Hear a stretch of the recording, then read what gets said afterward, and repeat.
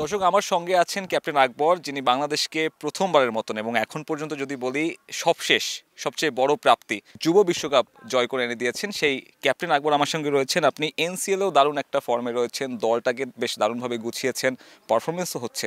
আসল সিক্রেটটা কি ক্যাপ্টেন্সিটা বেশি উপভোগ করেন, আর আকবরের হাতে যে দলটা পড়ে সেই দলটা ভালো হয়ে যায়? না, আমার মনে হয় যে টিমের প্রত্যেকটা প্লেয়ারই ভালো করছে। আপনি যদি অ্যাজ এ টিমে ১১ জনের মধ্যে যদি আপনার ৮-৯ জন ভালো করতে থাকে বা ভালো ফর্মে থাকে, তাহলে আল্টিমেটলি টিমের রেজাল্ট সবসময় ভালো হয়। তো আমার মনে হয় যে আমাদের টিমের প্লেয়াররা প্রত্যেকেই ডিফারেন্ট ডেতে তারা প্রত্যেকেই যার যেদিন রোল থাকতেছে সে সেদিন রোলটা প্লে করছে। অনেক ধরনের এইজের প্লেয়ার থাকে, অনেক আনএক্সপিরিয়েন্স প্লেয়ার থাকে। সো সব মিলিয়ে ড্রেসিং রুম ম্যানেজ করার টোটকাটা কি? আমাদের বেশ কিছু সিনিয়র প্লেয়ার আছে, নাইম ভাই, তানভীর ভাই, বাবু ভাই, আরিফ ভাই। তো ইনারা অনেক প্রফেশনাল। তো আর যারা জুনিয়ররা আসছে, লাইক এই বছরের জন আসছে, খালেদ, মামুন। তো এরা যারা আছে এরাও খুবই ডিসিপ্লিন। তো আমার মনে হয় যে প্রফেশনালিজম যদি থাকে তাহলে আসলে কথা বলার স্কোপটা বেশি থাকে না। তো আমরাও ড্রেসিং রুমে খুব বেশি কথা বলি না, খুব অল্প কথা বলি, খুব অল্প ইনফরমেশন আমরা এক্সচেঞ্জ করি নিজেদের মধ্যে, এবং ওগুলোই মাঠে ইউটিলাইজ করার চেষ্টা করি। ক্রিকেট বোর্ডও আপনার উপর অনেক প্রত্যাশা রাখে ক্যাপ্টেন্সি হিসেবে। আপনাকে মনে করা হয় ফিউচারে বাংলাদেশ দলকে আপনি কোনো একটা সময় নেতৃত্ব দিবেন। আপনার জন্য সেই তার আগে প্রিপারেশনটা কেমন হচ্ছে? ফিউচারে কী হবে এটা আসলে বলে দেওয়া যায় না কখনোই, বাট আমি যেখানে থাকি যেই সময়টা সেইটা এনজয় করার চেষ্টা করি। এখন এনসিএলে আছি, এনসিএলটা যথাসম্ভব আমার যতটুকু সাধ্য আছে সবটুকু দিয়ে এখানে মনোযোগ দেওয়ার চেষ্টা করছি। শরীফুল ইসলামকে যদি বলি নতুন বলে দারুণ একটা কিছু করে, শামীম পাটোয়ারি খুব বিধ্বংসী ইনিংস খেলে, আকবর আলীকে আসলে আমরা ক্যাপ্টেন্সি বাদে অনেকে মনে করেন যে একটু স্লো খেলে, হয়তো ওয়ানডে মেজাজের, কিন্তু আমরা ওই দিন দেখলাম আপনি দারুণ একটা ইনিংস খেলেন। আমার যদি আরেকটু কনসিস্টেন্সি থাকে তাহলে এটা আমার জন্যও ভালো। তো আমার মনে হয় যে এই জায়গাটা আমার একটু কাজ করা উচিত, আর এবং ওটা নিয়ে কাজ করছিও আমি।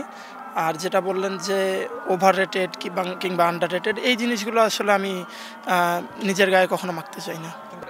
স্টারের টিম দেখলাম যারা খুব একটা খাপ খাওয়াতে পারছে না। On the other hand Rangpur বিভাগকে দেখছি এক একদিন এক একজন পারফর্ম করছে।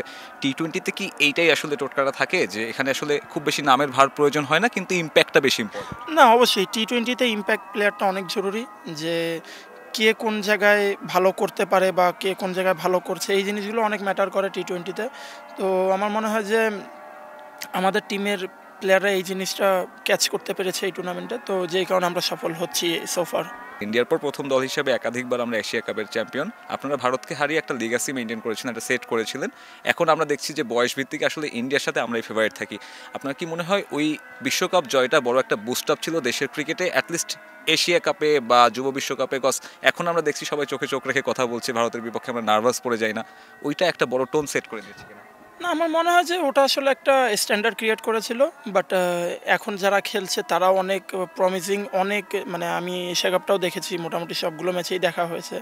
তো আমার মনে হয় যে প্রত্যেকটা প্লেয়ারই অনেক ফিয়ারলেস, এবং আসলে তাদের এইটাই মেনটেন করে খেলা উচিত। ছোট প্রশ্ন, শেষ প্রশ্ন, আপনার এই 19-এর পর থেকে ইন্টারন্যাশনাল সার্কিট এবার মাঝে একটা প্লেয়ারকে নিজের নার্সিংটা করার জন্য কী কী বিষয়ে ইম্পর্টেন্স দেওয়া উচিত?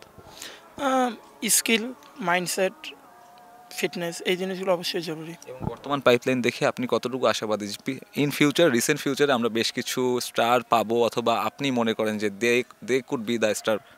না, দেখুন, বেশ কিছু আমি বললাম যে অনেক এক্সাইটিং প্লেয়ার আছে। আপনি এই টি-20 টুর্নামেন্টটা তো দেখবেন, অনেক প্লেয়ার, অনেক ইয়াং প্লেয়াররা পারফর্ম করছে, তো যেটা আসলে আলটিমেটলি বাংলাদেশ ক্রিকেটের জন্য পজিটিভ।